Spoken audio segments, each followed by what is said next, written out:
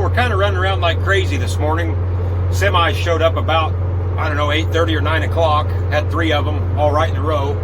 So got them loaded. We're down to the sweep auger now, and it's hotter than hell today. So we're going to go ahead and hook onto the grain cart and get it filled before them next round of trucks get back. That way we'll kind of miss the heat of the day. We can still get some beans out of that bin since we're down to the sweep auger. We can get some beans out while it's still cool and run them on the cart.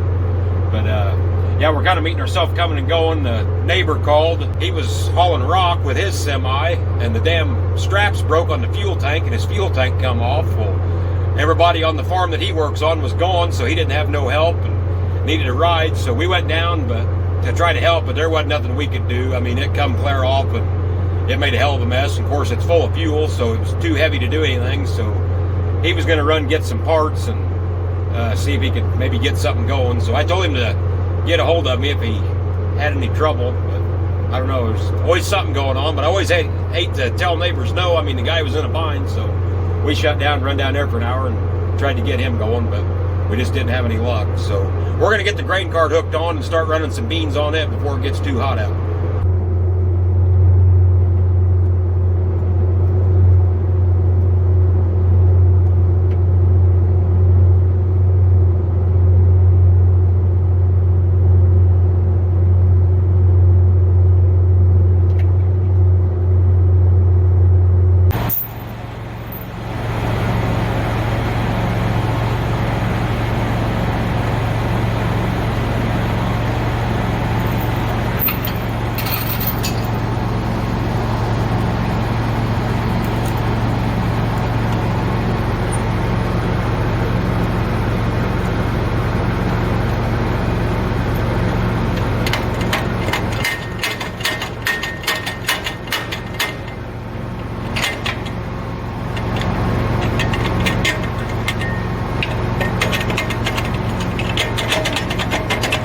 Damn it. I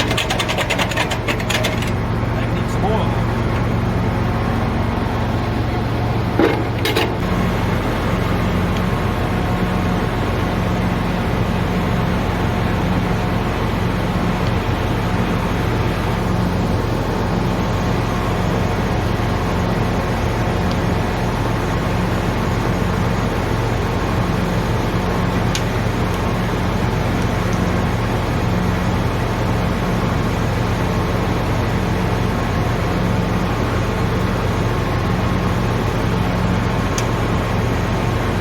Boy, I tell you what, it sure is nice having Henry around. You know, it's just a little shit where he saves you so many steps in a day. You had to get 3 tractors out to get all this shit out. Now I can go be doing something else while he's fucking around backing tractors in. You know, it's just a little shit like that. Man, that saves a lot of steps in a day's time.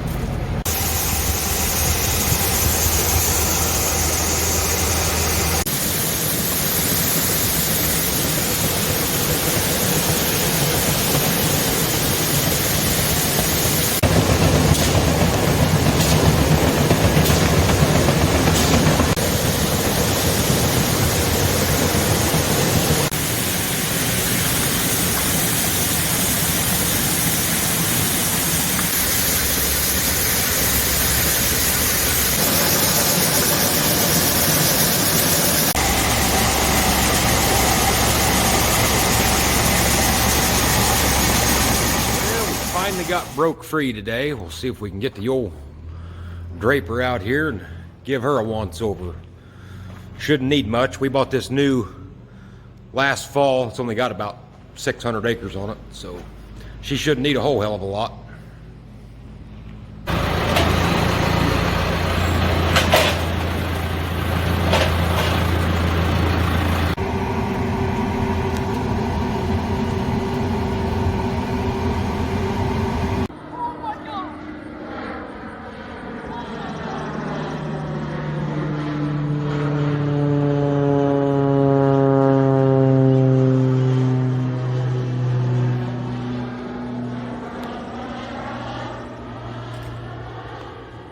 So I get a lot of questions on these Drapers if they're high maintenance and stuff like that. And to be honest with you, they're really not. As far as yearly maintenance, yes, they probably do have quite a bit more maintenance than an auger head. But as far as day-to-day maintenance, it's really no different. There's just a few grease zerks, and you always want to check your belts, make sure the tension's good on them and nothing's wrapped around them underneath, under the rollers or anything. But yeah, like I say, as far as day-to-day maintenance, I would say there's really not anything more than an auger head. But yearly maintenance, yeah, there's a fair amount more, but it's still nothing where you're just working on it constantly, or really have to do a major rebuild after one season or anything. Price-wise, they're about double the money of an auger head. Not quite double, but pretty close. Or I guess it depends on which brand you get or where you get it. But yeah, let's just call it double the money. Are they worth that? No, they're not. Are they fun to run, and do they feed awesome and work great? Absolutely. But they're not anywhere worth double the money of an auger head, in my humble opinion. Now, yeah, you can go faster in the field, so you are more productive. But other than that, no, I don't think it's worth double the money. So I guess I get ahead of myself a lot of times and forget that maybe not everybody who watches this channel is a farmer or been around farming. So I'll give you a little maybe history, if you will, on what a Draper head is. So for years and years and years, going all the way back to the 40s and 50s, when self-propelled combines first started becoming available to buy, your small grain head here, which would be this head here, this is used for soybeans, wheat, milo, you get into other crops out west that I'm not even familiar with, lentils and shit like that, canola. A lot of crops I'm not familiar with, so we're just going to keep it to Illinois lingo here. So grain head like this for soybeans, for years and years and years, this conveyor belt was not here. The crop come into the sickle cut it off, and then the crop laid right here, and there was a great big giant auger here. So your reel here would sweep it back into that auger, and then the auger would auger it over and push it right in the center of the machine right here and on up into the combine. Worked really well. I mean, that's the only way they made grain heads forever and ever and ever. And I don't know, you guys would have to help me out when Drapers first come out. I know they was out 20 years ago out west as far as rigid. That meant that they didn't flex. And if you're going to cut soybeans, or at least in Illinois, you have to have what they call a flex draper. That's where this cutter bar will flex up and down, which I've got the pressure laid to it now, so it's not going to flex. But going through the field, this cutter bar here is constantly flexing back and forth and up and down and shit like that. So a rigid draper has been out for a long time. Flex drapers have been out for, I don't know, what do you guys think, 7, 8 years, something like that, when they first started getting popular. And the draper head here has the belts. So sickle cuts it off, reel pushes it back here onto the belt, and then the belt sends her toward the center of the machine. They work really, really well. They feed really nice. Them old augers, they used to slug feed, you would call it. Shit would just kind of wrap and bunch and ball up, and then it would cough a big old wad in there, and boy, you'd really feel it shake the combine. It'd make a hell of a noise going in and stuff like that. And it was just a lot harder on the machine. These drapers, as soon as one plant falls, it's gone. And it just really, really feeds nice. And it's just a lot easier on the combine. So that's what a draper head is. I know that's a pretty vague description, but that's what it is. And they, like I say, they make these in rigid models, which means this cutter bar does not flex. It's just locked up in one straight position all the time. Or they make a flex draper like what this is. And there's also two different kinds, if you will. So a John Deere here, you can see all these little pads under here. That's what helps it flex. The little pads go all the way across there. So this thing will really flex up and down in a very small amount of area. Now MacDon, and now even Deere has caught on and making theirs this way. So a MacDon, and you guys with the MacDons help me out here, but this is the way I understand it. They basically hinge right here, and then the cutter bar does not flex. So just from here out to the end can flex up and down like this. And then this center part here is solid again. And then there's another hinge here. And that side can flex way up and down. And they say they actually work better. And I mean, to be totally honest with you, we almost bought a MacDon head. And I really do think they probably are the Cadillac.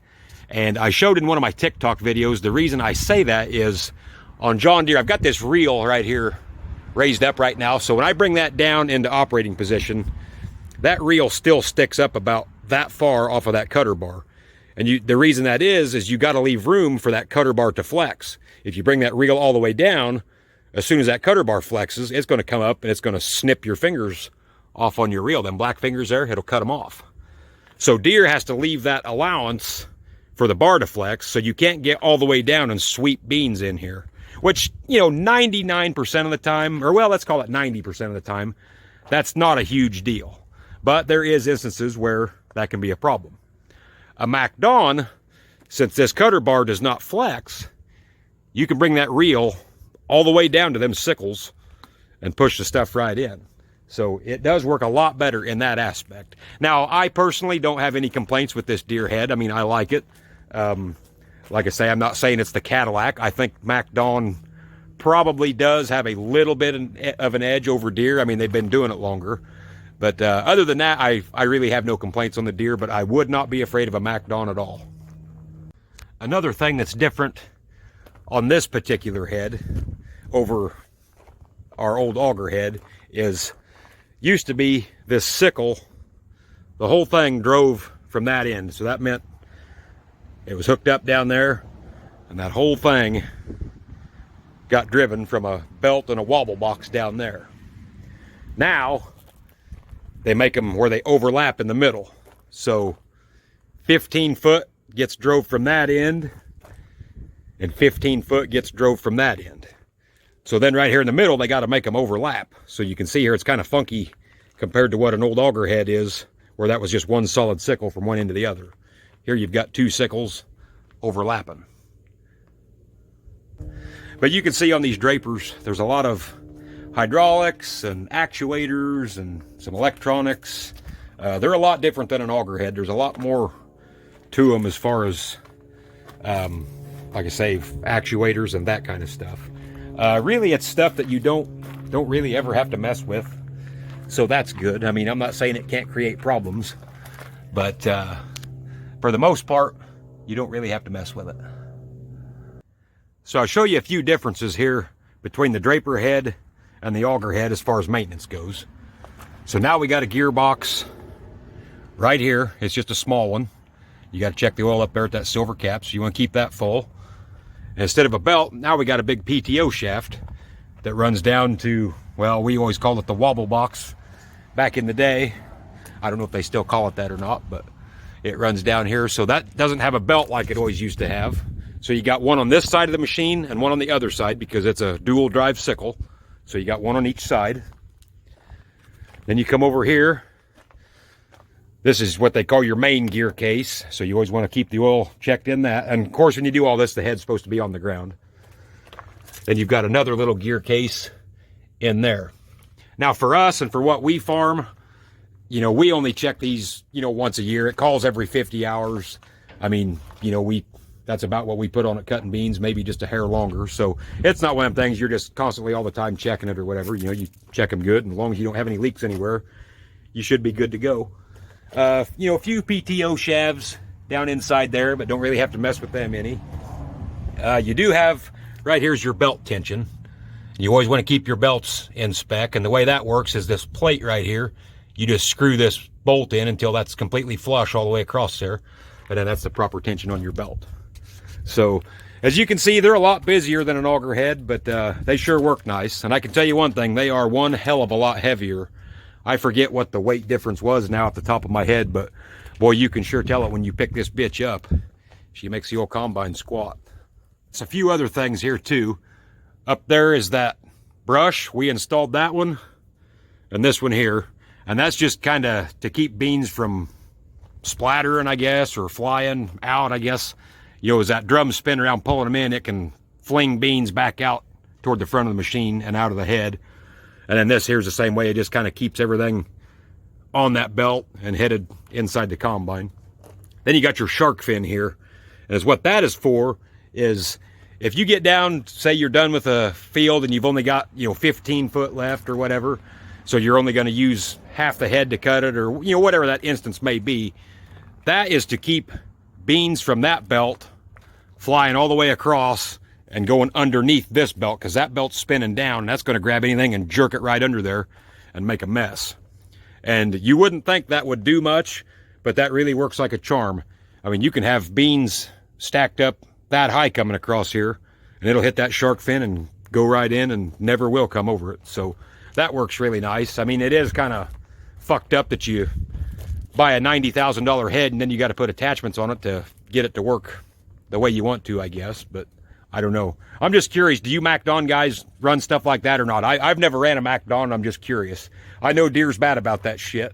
Buy something, then have to put fucking $5,000 worth of attachments on it to get it to work like the competition. So just curious. Let me know what the MacDon guys do. Well, I got a whole truckload of combine shields here to get put on. I think I'll slap them on and give the old girl a bath, and that'll pretty much put the wraps on this rig. I think she'll be 99.9% ready for harvest. Seems like I've always got something I can tinker on, but I think we'll leave this alone for now and maybe start on some grain trucks. So here's what she looks like with all the shields back on her. As you can see, they button them up pretty good where you can't get into too much. I mean, you still could, but for the most part, they keep them covered up pretty good. So that's what she looks like. Well, I think this old girl's ready to rock and roll. I mean, I can always do a little tinkering here and there on her, but I think she's pretty much ready to go to the field. So I've had a lot of people on YouTube here request that I do an equipment tour. So I think we may do that one for the next video. I done one on TikTok, but you can't really go very in depth on there. So we'll try to do a real good equipment tour here on the next YouTube video. So thanks for watching. Be on the lookout for another video here in about a week or so.